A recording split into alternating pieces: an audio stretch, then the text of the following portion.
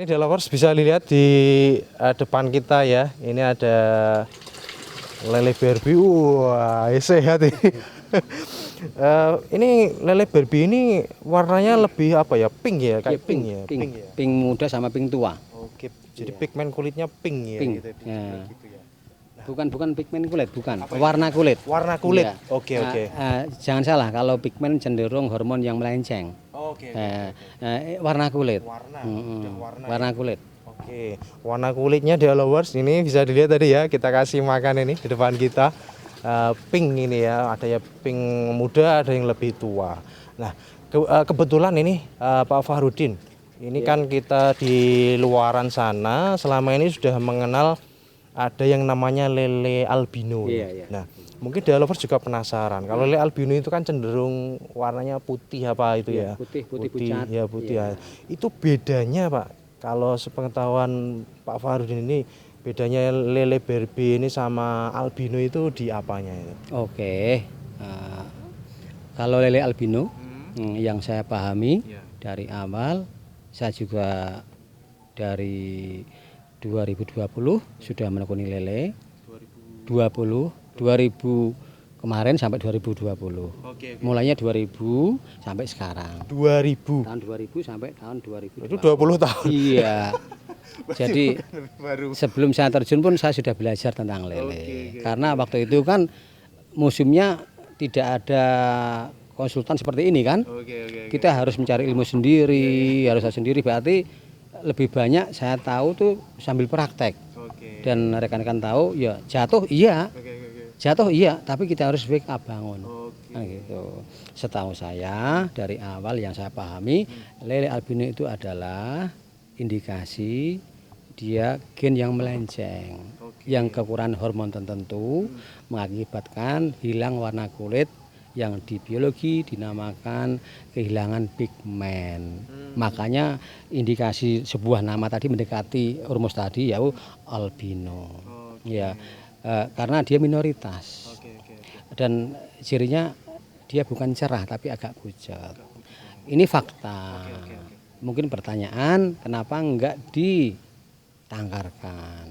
Rumus pertama sudah kita jelaskan. Hormon dari awal hormon yang melenceng, kehilangan pigmen. Makanya kasih namanya albino. Orang juga punya kehilangan pigmen, namanya albino juga belang-belang. Sama seperti itu. Itu pemahaman yang saya pahami dari riset dari tahun 2000 sampai sekarang. Iya. Dan berarti kalau misalnya boleh dibilang ini kan bisa dibudidayakan secara massal ya? Iya, bisa. Ini ada berapa ekor Pak yang di sini Pak? Ini karena rekan-rekan tahu kan, ini ada kolam di depan kita, ini juga Barbie, ini juga Barbie, ada 1, 2, 3, ada 5 kolam. 5 kolam Barbie semuanya, generasi pertama jumlahnya ribuan. Pertanyaan besar, adakah gen yang melenceng yang jumlahnya ribuan? Iya, itu nggak mungkin, mungkin. Dan saya juga belum pernah dengar juga itu lele albino dibudidayakan secara massal itu. Oke, berarti Ya, ini mungkin kita bisa menanyakan lah maksud sesuatu, mungkin yang sudah sampai sini lokasi kan gitu. Sudahkah lihat lele Barbie di luar sana kecuali di sini kan gitu. Sudahkah lihat lele Barbie di luar sana kecuali yang di sini? Mayoritas mengatakan belum pernah lihat kecuali di sini. Yang sama kayak gitu. Iya. Oke, berarti untuk developers ini mungkin ada yang bertanya-tanya. Ini jangan-jangan lele albino, oh ternyata beda. Berbeda, sudah dijelaskan oleh Pak Fahrudin. Ini berbeda. Nah, terus kemudian kalau dengan lele yang biasa umumnya Pak, lele yang hitam itu, kan itu kan sama bentuknya lele ya. Selain dari sisi warna tadi Pak Fahrudin menjelaskan sampai ke tulang-tulangnya. Ke tulang-tulangnya, bahkan kalau dari daging setelah dimasak juga berubah juga Pak? Berubah. Dia tetap warna berubah kuning. Orang ahli kuliner dia mengatakan visual itu warnanya menarik. Setelah dia tertarik, dia pengen cicipi kayak apa rasanya. Setelah dia mencicipi, dia mengatakan seratnya terasa, lebih kenyal, dan itu Itu kenapa seperti itu? Kan pertanyaan. Iya. Ya seperti awal tadi saya jelaskan, yang menjadi lele Barbie yang mereka sempurna menyerap asupan serat yang sudah berkurang klorofilnya. Oke. Itu fakta di lapangan. Iya.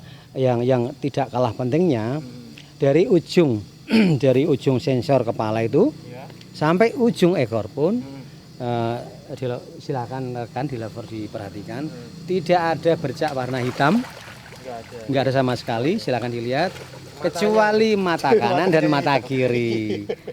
Dan ini nek kita bahasa milenial, ini mohon maaf yang ada pemirsa ini nanti yang agak tua, saya maaf. Bahasa milenial mengatakan lele Barbie is beautiful, is very nice. Gitu. Itu mereka, aku cuma menirukan. Aku cuma menirukan ini. Oke. Lele Barbie is beautiful very and very nice. Oke, siap.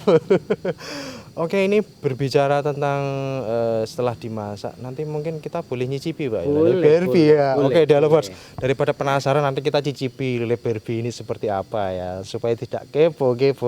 Oke. Nah, pertanyaan selanjutnya, Pak.